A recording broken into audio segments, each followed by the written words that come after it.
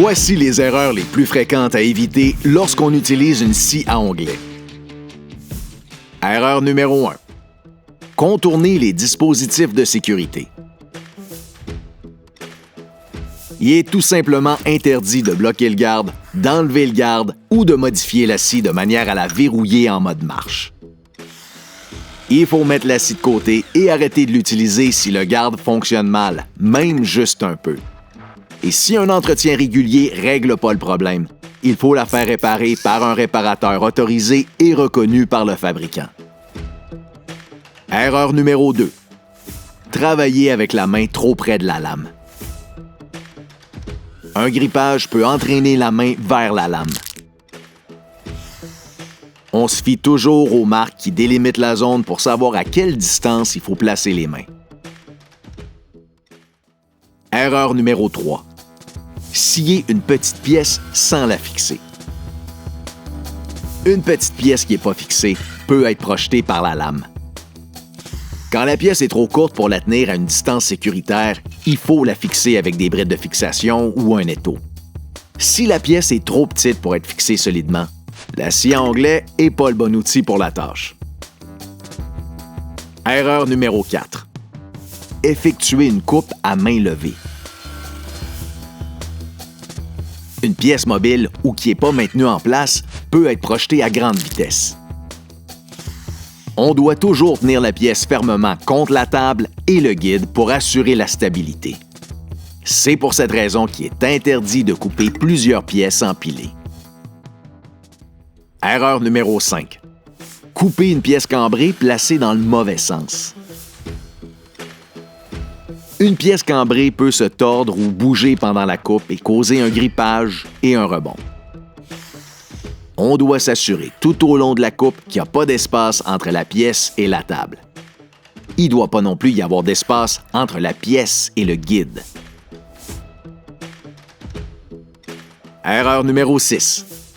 Placer les mains dans la trajectoire de la lame. C'est parfois difficile d'évaluer la proximité de notre main avec la lame en mouvement.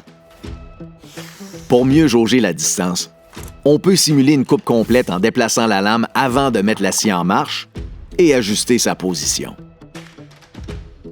Erreur numéro 7.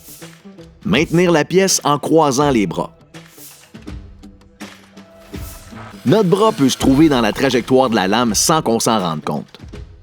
Les scies à onglet sont presque toutes conçues pour des droitiers.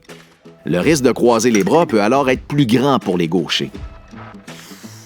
Pour éviter de croiser la ligne de coupe, il faut que la découpe soit à droite si on est droitier ou à gauche si on est gaucher. Un gaucher peut donc parfois avoir les deux mains du même côté de la lame.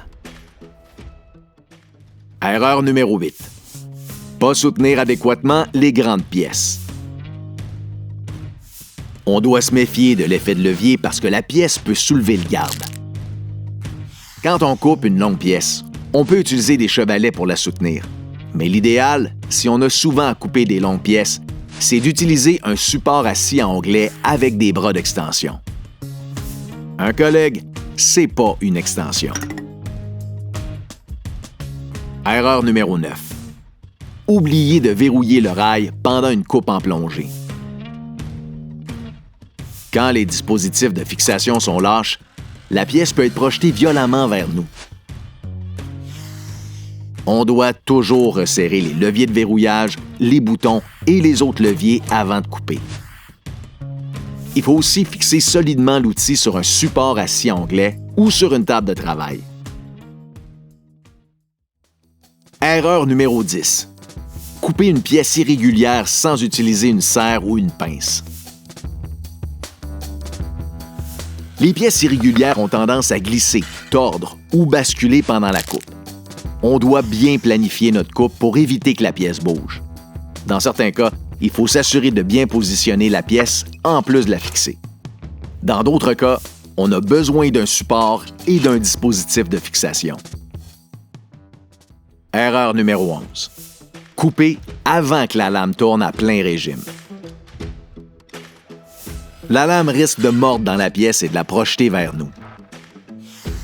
On doit démarrer la scie en position de départ, c'est-à-dire élevée, et attendre quelques secondes avant de la descendre.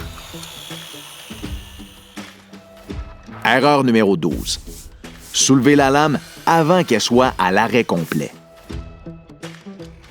La pièce peut être projetée vers nous. Quand la coupe est terminée, on relâche l'interrupteur, on attend l'arrêt complet de la lame et on la redresse. Il ne faut jamais récupérer la découpe pendant que la lame tourne. Évidemment, une scie à onglet est faite pour scier, mais il faut savoir bien s'en servir et se demander si c'est le bon outil pour la tâche. Consultez les programmes de prévention et les FAS de l'APCHQ pour plus de détails et l'ensemble des consignes de sécurité.